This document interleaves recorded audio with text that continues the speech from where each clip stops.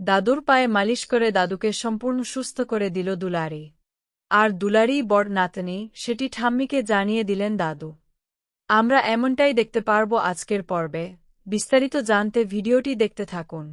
দুলারি ধারাবাহিকের একদম ধামাকাদার নতুন পর্বে আমরা সবাই দেখতে পারব দুলারি দাদুকে বলতে থাকে, আমি তোমার পায়ে এখন মালিশ করে দিচ্ছি।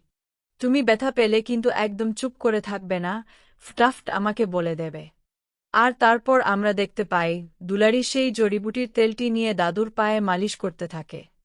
অন্যদিকে দুলারির আসল বাবা পেছন থেকে এসে দুলারিকে এভাবে দাদুর পায়ে মালিশ করতে দেখে তার মা, অর্থাৎ ঠাম্মিকে বলতে থাকে, মা, দুলারি কেমন যেন আমাদের এই বাড়িরই মেয়ে হয়ে গেছে, তাই না? ওকে দেখে আমার বড় মেয়ের কথা মনে পড়ে যাচ্ছে। ও অনেকটা পরীর মতো। গ্রামের সব মেয়েরাই হয়তো একরকম, তাই না? যাদের মধ্যে একটা মায়া আছে, ভালোবেসে আপন করে নেওয়ার মতো তাগিদ আছে। আর তারপর আমরা দেখতে পারব দুলারি জড়িবুটির তেল দিয়ে ভালোভাবে মালিশ করার ফলে দাদুর পা একদম সম্পূর্ণ সুস্থ হয়ে যায়। দাদুর সঙ্গে সঙ্গে দাঁড়িয়ে ওঠেন। আর এটা দেখে ঠাম্মি এবং দুলারির আসল বাবা দুজনেই পুরো অবাক হয়ে যান যে দুলারি এটা কি করে করল। চিকিৎসা করেও যা করতে পারেনি, দুলারি তার সামান্য একটু তেল দিয়ে দাদুকে সম্পূর্ণ সুস্থ করে দিল। আর তারপর আমরা দেখতে পারব দাদু এবার কথাও বলতে শুরু করেন। দাদু ঠাম্মিকে ডেকে বলতে থাকেন, ও গো, দেখছ, আমার বড় নাতনি আমাকে সম্পূর্ণ সুস্থ করে দিয়েছে। আর তখন দাদুর কথা শুনে ঠাম্মি এবং দুলারির বাবা দুজনেই ভীষণ অবাক হয়ে যান।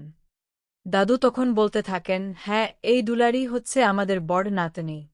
কারণ ওর হাতের কনুইয়ের নিচেও ঠিক একই তিল আছে, যেটা আমাদের বড় নাতনির হাতের কনুইও ছিল। দাদুর মুখে এই কথা শুনে ঠাম্মি এবং দুলারির বাবা দুজনেই ভীষণ খুশি হয়ে যান। তারা দুলারিকে জড়িয়ে ধরে আদর করতে থাকেন।